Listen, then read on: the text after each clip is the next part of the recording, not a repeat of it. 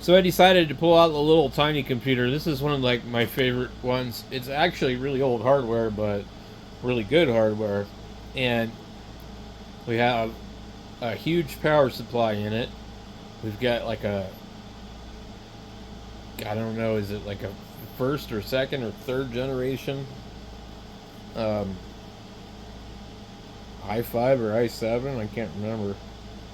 And a big, huge, like, I don't know what it is, like a GTX 760 card. And I've run many, many different distributions of Linux on this thing, no problem. I made a lot of videos using this, but this is a case that came from the Goodwill, and it was really cheap, like $9, and the only thing it was missing it's supposed to have like a handle. Then they put out another one. It was same one, brand new, $49. It's like I think these things are $79 or something new on Amazon, and they're really kind of cool because the sides and all that come off. They're magnetic. It's actually, compared to a lot of the other cases I've been dealing with lately, it's pretty sturdy, and you can only put a pretty small motherboard in it. I don't remember the exact like size. I put the biggest video card that I have laying around, and it fits in there. I put the biggest power supply that I had laying around, which is 800 watts, and shoved it all in there. Now, I'm not sure how much RAM is in here or anything like that, but anyway, let's pull off one of the side covers here. That's the back side of the board. They're not magnetic, I forgot. There's some of these little pins. So you probably don't want to take it apart too many times. But yeah, there was supposed to be like a little handle strap that would go in here. It's kind of, there we go. And then you can like pull up the top.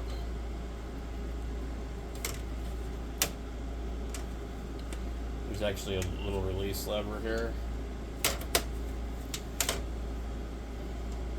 It doesn't want to come out of that corner.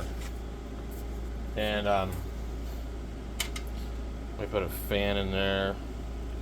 There's like only so much I could shove into this frickin' thing.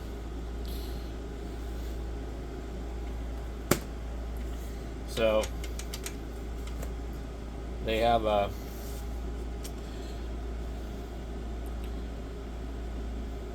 they all say SSD on them. So the fan is just actually sitting there like that. And I tried to put a bigger fan in there, but the power supply blocked it. So this was like the best design I could come up with without interfering with the RAM in here. And now I know where the rest of my Corsair RAM is. So this has got 16 gigabytes of DDR3. And this thing pretty much, for old hardware, like, runs anything. It's pretty cool. So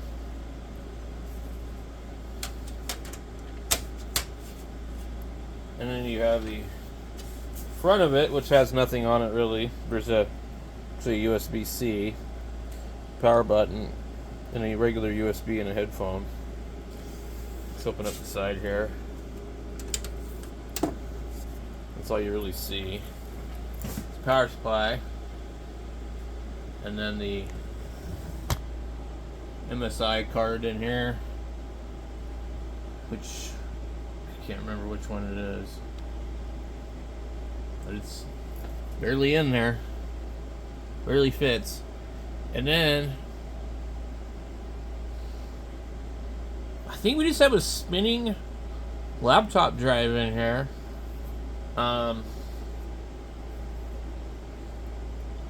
So let me see here.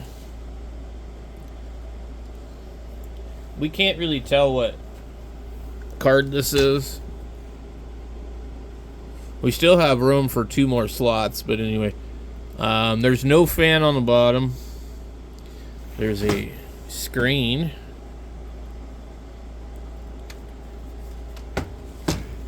So, and we got all that wire going on here for this thing. Let's get this back in here.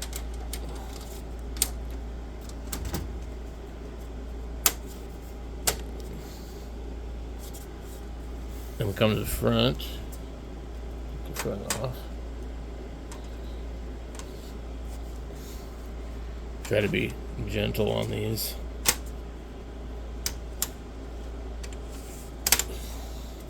Oh, never mind. We've got an SSD in here and a spinning drive. The spinning drive is actually not hooked up. So we have a thick loot. See how that card is just like right there? So this is like probably the perfect Arch Linux machine, I think. I don't know what's on it actually. I think it's probably Windows 10. But it's a really cool computer because it's so small, and you have 16 gigabytes of RAM and an SSD, and I think it's an i5. Let's go ahead and hook it up and see what it's got in it. I can't remember. Alright, so normally I don't like film all this, but we'll just do it for the hell of it. Okay. We'll come in here, we got our HDMI, and I think this thing has got 2 DVIs out, a display port, and an HDMI.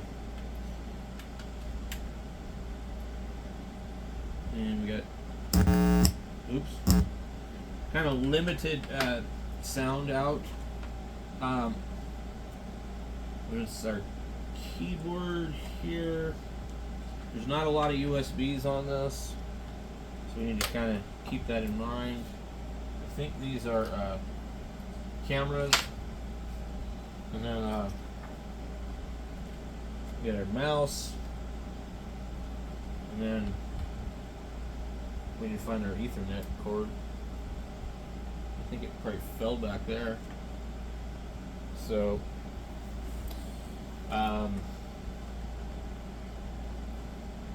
we have 4 more USBs left. We'll go ahead and plug in that. And let's see. Let me go get my internet card. Alright. And you can see the board light up in here. It's blue. There we go. Can you see the case light up? Okay. So it's actually an Intel board. Oh, we need to change the BIOS battery. Yeah, lovely. Okay. I need to order some of those 2032s or whatever the hell they are. So it's an actual Intel board. I have only one other board that's an Intel board. Oh, we got Zorin on it. So the only other actual Intel board I have is in my server. But Intel boards are kind of interesting. So I've changed this thing quite a few times, but I wanted to try a new version of Linux. Let's see if we got where it'll tell us what it is.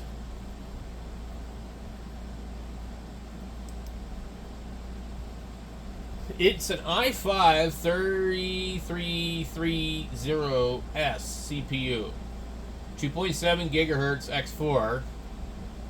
It's got a GeForce GTX 770. And we're running Zorin OS 17.3.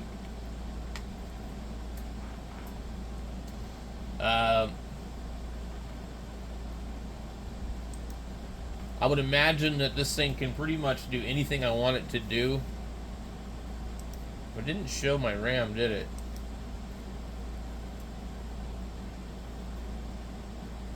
$16 GB. Okay. So, see how fast Firefox opens in here. Pretty good. Why did it do that? Okay, distro watch. It's actually really quite snappy. All apps. Where's the Zorin utility stuff?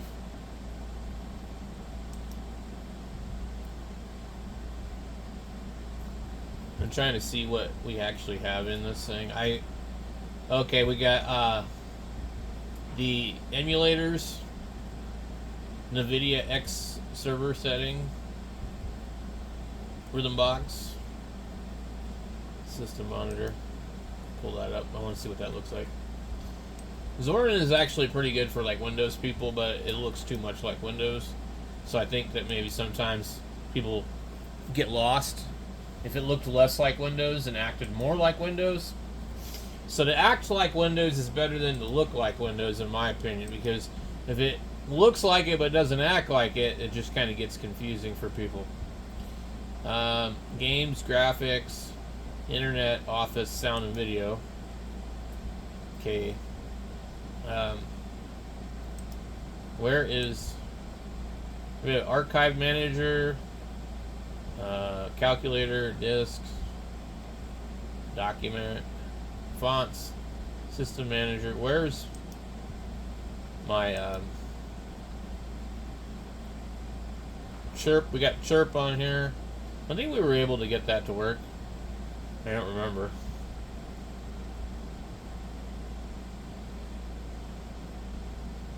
I was trying to see if I had installed OBS Studio or not.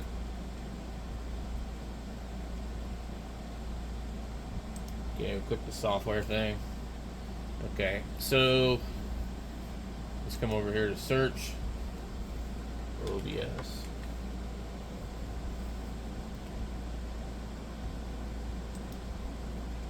And see if it's using FlatHub. It is. It should be. Okay.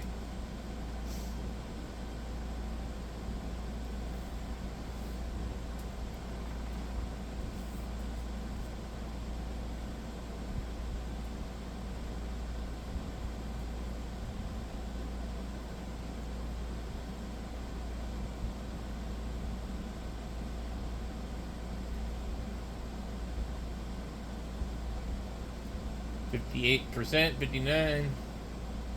So these are all the extra packages and stuff you can get. If you just want to stream like regular, then you don't need them.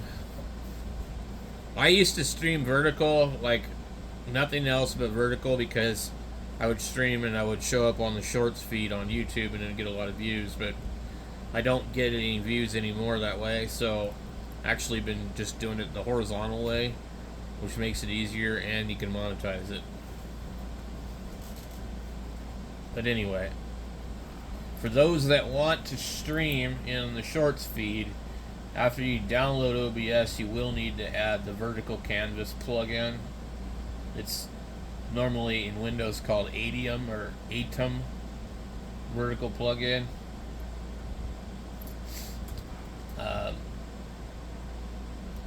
This is actually taking quite a while to download, but it's also 5 o'clock. 5 o'clock is really high usage here, and there's not a lot of choices for internet service providers here, but there's a lot of people here. We're at 99%, and we should be able to scroll down. You can do a lot of different things. It'll do this a few times. There's a green screen emulator. It'll probably update a few more times. There's a multi-stream. I haven't tried that. So the background removal. We might actually try that just to see. So I got the cameras here. I just have to plug them in.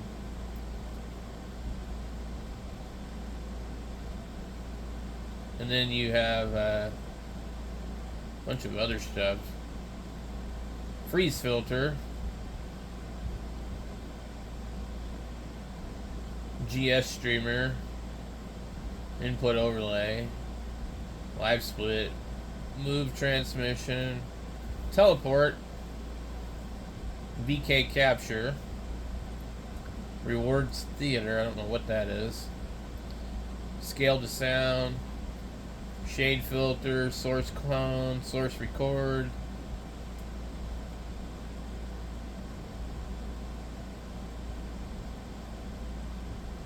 Vertical canvas. That's the one that you want. And that's about it for that. I mean,